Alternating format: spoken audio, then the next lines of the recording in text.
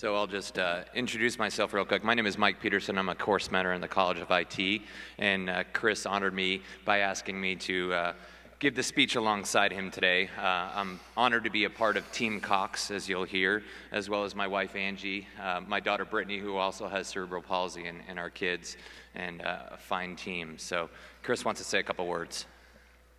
Hey, Mom. Everything you.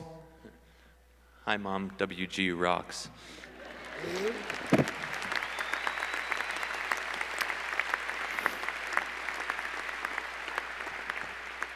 So though I'm delivering the speech, this is completely Chris's. Please hear Chris as we read this, and he's here to support me as I emotionally get through this. This speech is dedicated to my family. Throughout my life, I always have been challenged with schooling, and at first I didn't want to go to college. I thought it was too complex, and I was bad at interacting with students and staff. I had doubts about being able to achieve what I wanted, but I also knew I didn't want to be that guy with a disability who sat around the house all day dreading poor me moments. I have cerebral palsy, but it only affects me with physical limitations. My mind is strong, and I wanted to achieve my full potential. In high school, I researched many careers. At first, I researched a position at SeaWorld, but try to imagine me swimming with a 200-ton whale.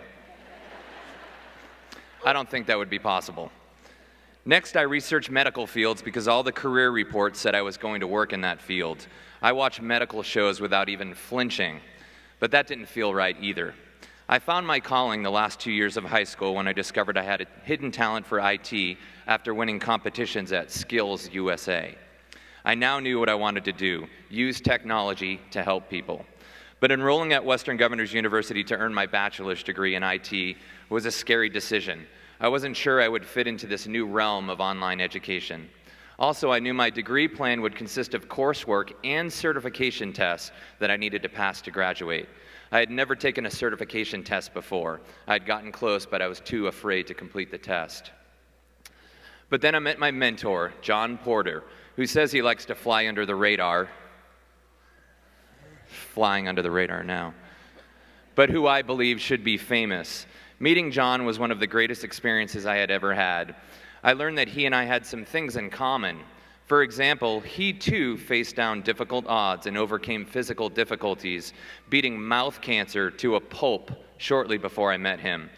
He was in the process of retraining himself to speak, so we worked together on overcoming our verbal communication barriers, doing our regular calls via video chat so we could speak and type with each other at the same time.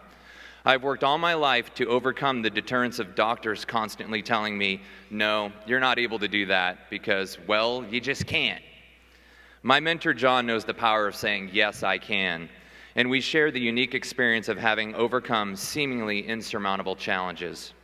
As it says in the Bible, my grace is sufficient for you, for my power is made perfect in weakness. For the next 2 years, 5 months,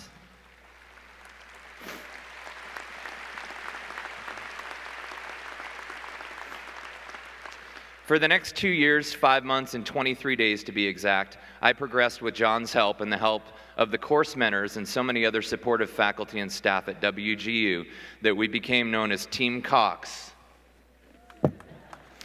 There were times that I didn't think I had the strength to complete my degree even with a mentor's help. That is why I love WGU. They really helped me to overcome my weaknesses. As graduation came near, I started working on my capstone project, archiving sermons for my church. It was spurred by the need to expand their overall distribution of sermons. I really enjoyed working on it, and I received great compliments from the writing mentors on how it turned out. This was my last term, but it ended up being far from normal. One night I was called home to my family's ranch, and I discovered that my father had passed away. Although his death was sudden and painless, I miss him even to this day. I couldn't mourn his death right away due to how busy I was, but my faith pulled me through this difficult time. The next day I spoke with my mentor, which was very difficult for me. I wasn't sure I could keep going.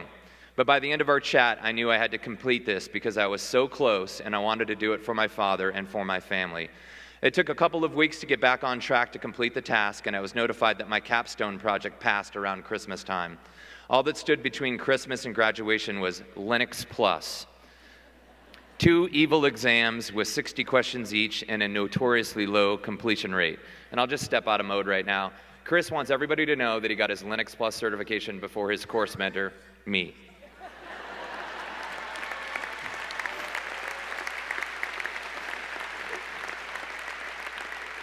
And we're back.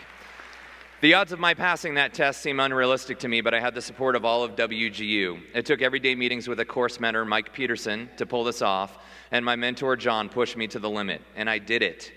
When I finished that last exam, I called everyone in the testing center over to my computer. When the dreadful wait was over and I received my passing score, the proctor and everyone else erupted. Team Cox, yet again. Meanwhile, waiting at WGU with bated breath, all of my course mentors, program managers, and John were panicking, waiting for a call from me.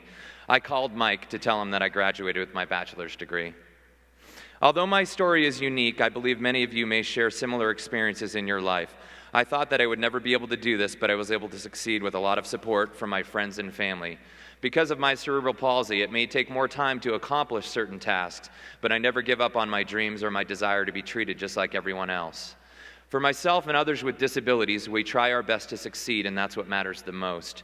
I would like to thank the faculty and staff, and Team Cox specifically for this amazing life achievement and the opportunity to speak on behalf of the students of WGU.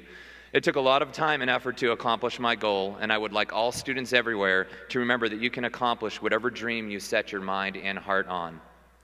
Of course, there will be some hardships along the way, but all you have to do is believe that you are capable of doing great things, and you will triumph in the end. Congratulations, class of 2015.